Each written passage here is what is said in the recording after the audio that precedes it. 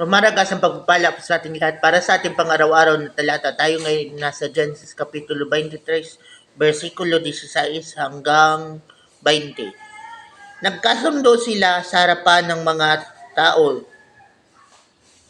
Tumimbang si Abraham ng halagang 400 pirasong pilak ayon sa halaga ng saliping umiiral noon sa pamilihan.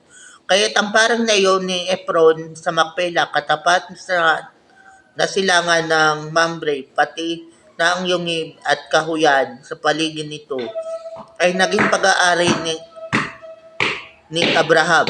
Sinaksihan ito ng mga Hiteyong dumalo sa pagpupulong na iyon.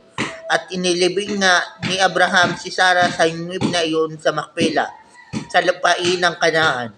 Ito'y tinatawag ngayong Hebron. Ang lupa ngang iyon at ang yungib ay nabili ni Abraham sa mga Hiteyo at ginawa niyang libingan.